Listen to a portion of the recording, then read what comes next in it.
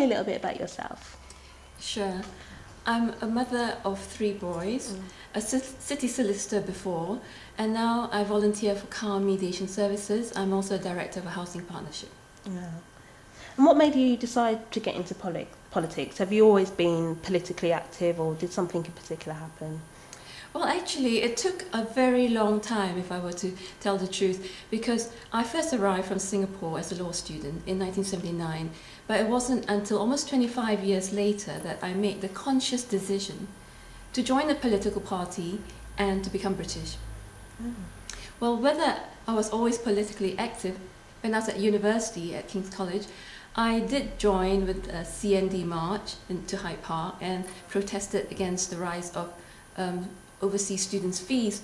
However, I just didn't think I had the right to speak on domestic English politics till much later. Research done by Fawcett has found that the underrepresentation of ethnic minority women in politics, so the few MPs that we have and the few number of ethnic minority women local councillors, is given the message to ethnic minority women that politics has very little to do with their lives. What would be your response to those women who share that kind of sentiment, that politics has nothing to do with them? Well, politics is all about bread and butter issues, where you send your children to school, where you go for medical treatment, how you look after your elderly parents. They're all issues very important to women, and especially ethnic minority women, where the family is important. So I would say politics is everything. It controls every area of their lives. But the power of politics is not in their hands at the moment, especially if they're not going to register and vote. Staying on voting, some ethnic minority groups are underrepresented on the electoral register, and women, as well as some ethnic minority groups, are less likely to vote. What message would you give to those ethnic minority women who are not registered to vote specifically? What would you say to them? Well, I'll say that in some countries people would actually fight and die for democracy. Now we have now chosen to live, those of us who are migrants, to live in a country that is free, democratic, and have these rights. So they really should seize the opportunity, and it's a shame if they don't. What do you think could be done to increase the number of minority ethnic women MPs and councillors? Well, there are actually many efforts now. For example, your organisation, Fawcett, Society has done wonders.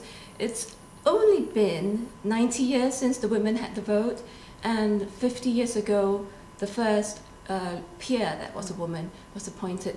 So even looking in this country, it's only been 100 years that things have changed. So moving ahead, I think there will be opportunities for ethnic minority women to become more involved in politics, and it should come from grassroots level. The local community groups should be encouraging it on a cross-party basis, and we should also get the media more involved, and most of all the public, of course, because we count on the public to vote for us. Do you think you have encountered any particular barriers or difficulties due to your race or your gender during your political career? And if so, how did you overcome these? Well, it's very hard to say that if someone reacts to me a certain way, it's because of my gender or my race. So I try to keep a very open mind there.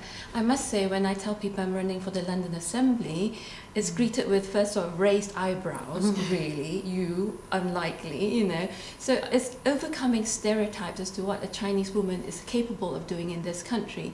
And in a way that has spurred me on to try and push the boundaries back slightly, because I feel it's very important to have a more diverse representation, whether it's at the local government level, regional level such as London, or eventually I'd like to see more MPs as well at the Westminster level. I think there are only 2 ethnic minority women at the moment in Parliament. What advice would you give to those ethnic minority women who are aspiring for a career in politics?